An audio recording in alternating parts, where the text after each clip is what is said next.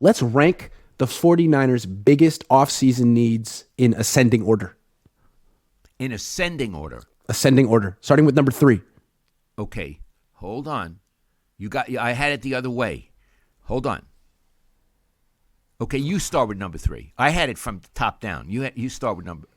Okay, number 3, the defensive line. The Niners have a great D end, but not a great D line. Eric Armstead is a good run defender, gets paid a lot of money, didn't have any sacks last year. Javon Kinlaw still on the team, first-round pick, hasn't made an impact yet. And then after that, I got a bunch of free agents. So they need to get another impact player on the defensive line. And I don't know if they can sign the guy in free agency because they're already paying Eric Armstead and Bosa. So if it's in the draft, they got to find a way. And they can do this. This is the team that finds guys in round 5 every freaking year. So they can do it, but they got to do it. D-line. Iggy, I want to come back to Armstead because I thought you said that he had no sacks this last season. Yeah. Did you say that? He had a sack in the playoffs, but he had 0 sacks in the regular season. And he makes $25 million a year. Iggy, is no sacks in the regular season impressive? It's not what you want.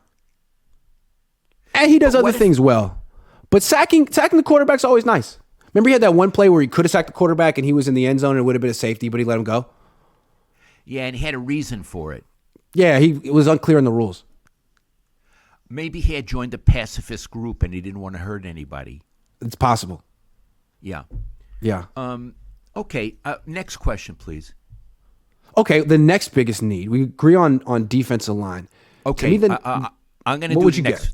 Okay, go ahead. Second biggest need is an offensive line. I would say it is. And what's interesting about this is the Niners have always prioritized D-line over O-line. Like, if you go and look at they have a whole Parag has a plan for how he wants to spend money.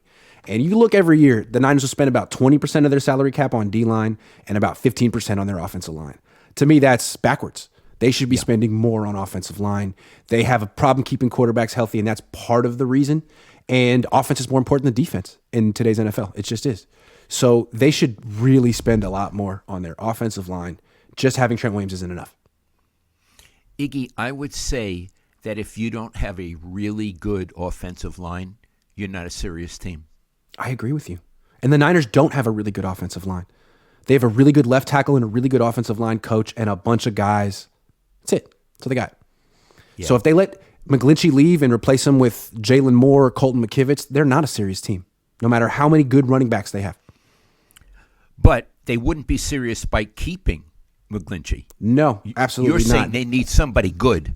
Better in the draft, in free agency, and a center. I mean, they're spending about $34 million right now on their offensive line, and 28 goes to Trent Williams. They should be spending $55 million on their offensive line, $60 million on their offensive line. You're not spending on quarterback. What else are you spending on? Nothing is more important than offensive line, really. Those are the two most important positions, O-line and quarterback. It's a quarterback-driven league. One protects a quarterback. One is a quarterback. That's it. That's what you want. But the Niners spend on other things. So why don't you say what their biggest need is? You do. Quarterback. Yeah. Quarterback. Yeah. And that's not because I think Trey Lance is a bust or Brock Purdy is a fraud. It's just the Niners can't keep quarterbacks healthy, and they have to have as many bodies as possible. They still tell themselves that they lost because they ran out of quarterbacks. Well, then don't run out of quarterbacks next year. Get as many as possible, and they all have to be better than Josh Johnson. And listen, it's not only that, it's the two they have who are contending. No one knows how good they are. 12 career starts combined, both coming off injuries. Yeah. Who knows? Both coming off serious injuries. So no one knows how good they are. I think it's a very strange situation when you go into this next season. This is our window. Oh, who's your quarterback? How good is your quarterback? And you can't answer that?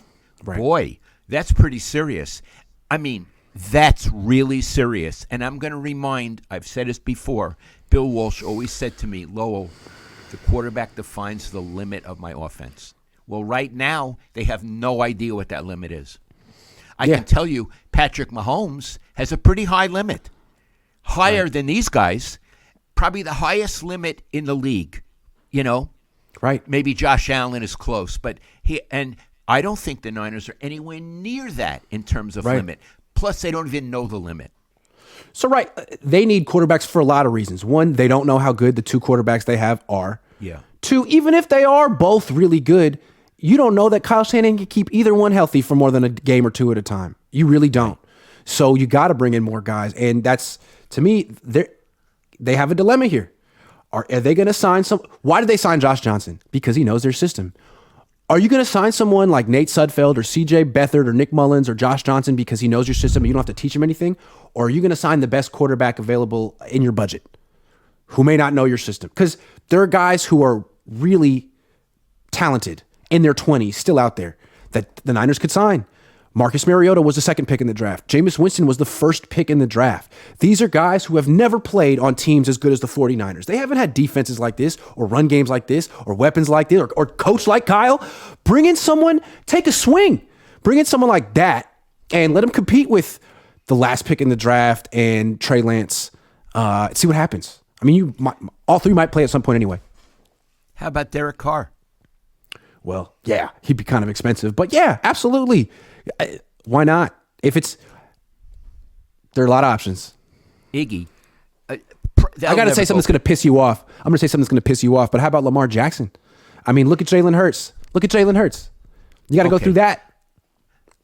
I prefer Jalen Hurts as a quarterback to Lamar Jackson. Let me just say why. Jalen Hurts can really pass. He's a passing quarterback who's a very good runner. To me, Lamar is a very good runner who sometimes passes. Every pass is an adventure.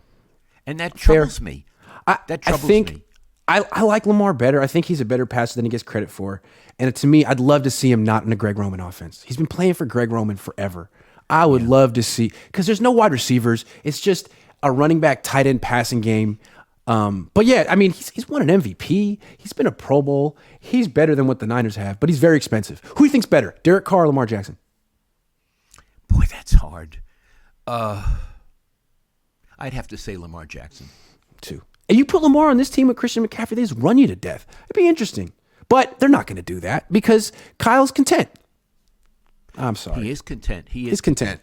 He's content. It's Those are the three interesting, big- Iggy. Yeah. It's interesting. Let's keep this thematic. Yeah. I agree with you that he's content. He is more discerning with hiring coaches than he is with getting quarterbacks, and more demanding. Agree. Absolutely. And, you know, I bet if he's watching this show and he was watching this and he had his own list of the Niners' biggest needs, they'd be totally different. He'd be like, what are you talking about? We're set at quarterback. We have Brock Purdy and Trey Lance. They're both great. I bet he would say, like, I don't know, running back, cornerback, and defensive tackle. I bet that's what he would say. Something different. Little stuff. Do you think he watches Kicker. our show? Every day. I think he's in Cabo right now watching our show with his friends. So.